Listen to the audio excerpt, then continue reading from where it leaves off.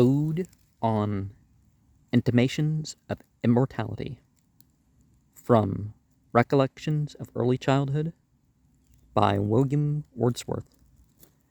The child is father of the man, and I could wish my days to be bound each to each by natural piety. There was a time when meadow, grove, and stream, the earth, and every common sight, to me did seem apparelled in celestial light, the glory and the freshness of a dream. It is not now, as it hath been of yore. Turn wheresoe'er I may, by night or day, the things which I have seen, I now can see no more. The rainbow comes and goes, and lovely is the rose. The moon doth with delight look round her when the heavens are bare. Waters on a starry night are beautiful and fair. The sunshine is a glorious birth, but yet I know, ere I go, that there hath passed away a glory from the earth. Now, while the birds thus sing a joyous song, and while the young lambs bound as to the tabor's sound, to me alone there came a thought of grief. A timely utterance gave that thought relief, and I again am strong. The cataracts blow their trumpets from the steep, nor more shall grief of mine the season wrong. I hear the echoes through the mountains throng. The winds come to me from the fields of sleep, and all the earth is gay. Land and sea give themselves up to jollity, and with the heart of May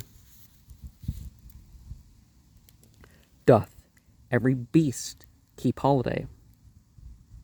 Thou child of joy, shout round me. Let me hear thy shouts, thou happy shepherd boy. Ye blessed creatures, I have heard the call. Ye to each other make, I see, the heavens laugh with you in your jubilee. My heart is at your funeral. My head hath its coronal. The fullness of your bliss I feel it all. O evil day, if I were sullen, while earth herself is adorning this sweet May morning, and the children are culling on every side, and 1,000 valleys far and wide, fresh flowers, while the sun shines warm, and the babe leaps up on his mother's arm. I hear, with joy I hear, but there's a tree of many, one, a single field, which I have looked upon. Both of them speak of something that is gone. The pansy at my feet doth the same tale repeat. Whither is fled the visionary gleam? There is it now, the glory and the dream. Our birth is but a sleep and a forgetting. The soul that rises with us, our life's star, hath had elsewhere its setting, and comes from afar, not in entire forgetfulness, and not in utter nakedness, but trailing clouds of glory do we come from God, who is our home. Heaven lies about us in our infancy. Shades of the prison house begin to close upon the growing boy, but he beholds the light, and whence it flows, he sees it in his joy. The youth who daily farther from the east must travel, still is nature's priest, and by the vision splendid is on his way attended. At length The man perceives it die away and fade into the light of common day. Earth fills her lap with pleasures of her own, yearnings she hath in her own natural kind, and even with something of a mother's mind, and no unworthy aim. The homely nurse doth all she can to make her foster child her inmate man, forget the glories he hath known, and the imperial palace whence he came. Behold the child among his newborn blisses, a 6 years' darling of a pygmy size. See where the mid-work of his own hand he lies, fretted by sallies of his mother's kisses, with light upon him from his father's eyes. See at his feet some little pane or chart, some fragment from his dream of human life, shaped by himself with newly learned art, a wedding or a festival, a mourning or a funeral. And this hath now his heart, and unto this he frames his song. Then will he fit his tongue to dialogues of business, love, or strife. But it will not be long ere this be thrown aside, and with new joy and pride the little actor cons another part, filling from time to time his humorous stage with all the persons, down to palsied age, that life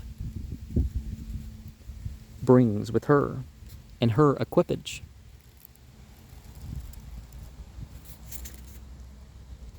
As if his whole vocation were endless imitation, thou whose exterior semblance doth belie thy soul's immensity, thou best philosopher, who yet dost keep thy heritage, thou eye among the blind, that deaf and silent readest the eternal sleep, haunted forever by the eternal mind, mighty prophet, seer blessed, on whom those truths do rest, which we are toiling all our lives to find, in darkness lost, the darkness of the grave.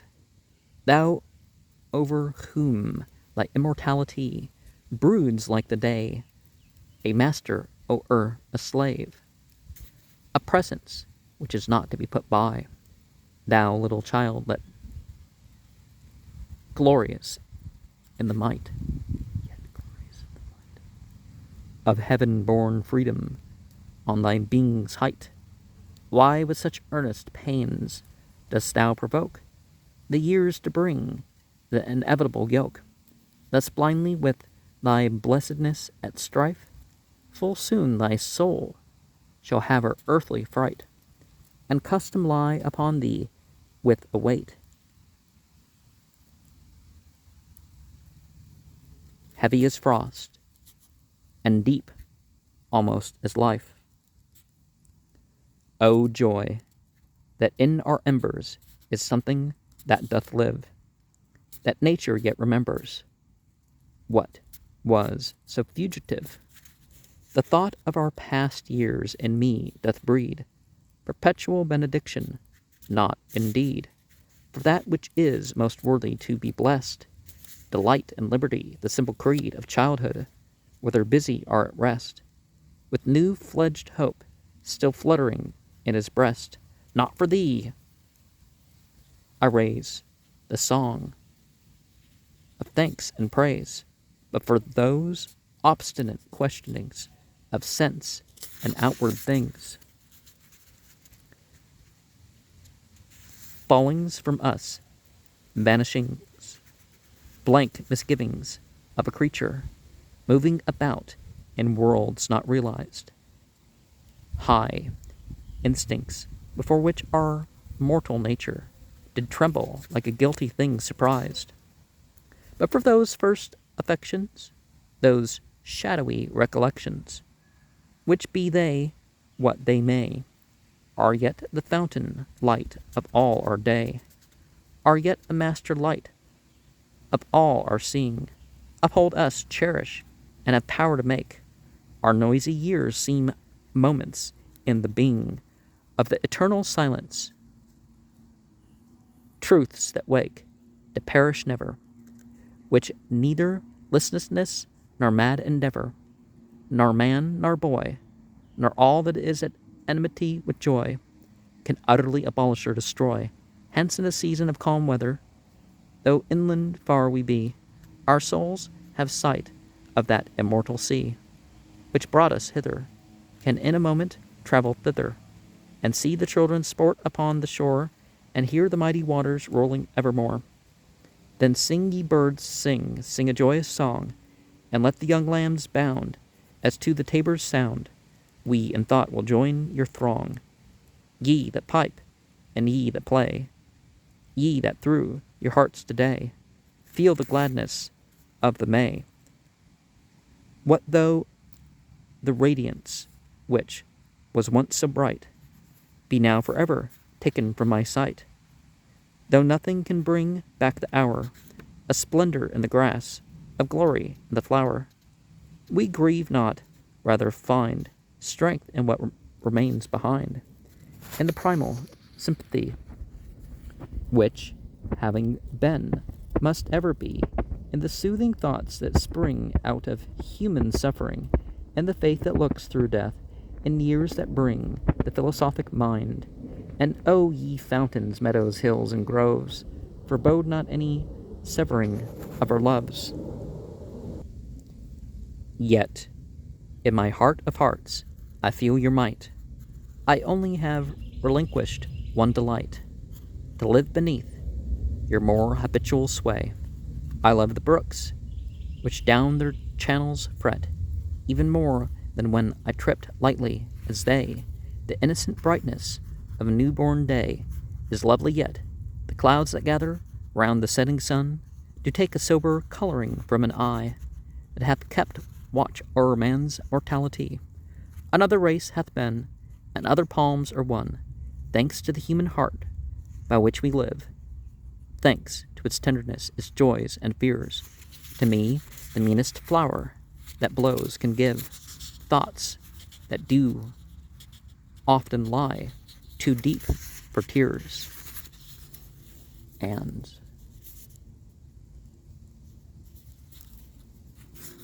in a way, each stage of existence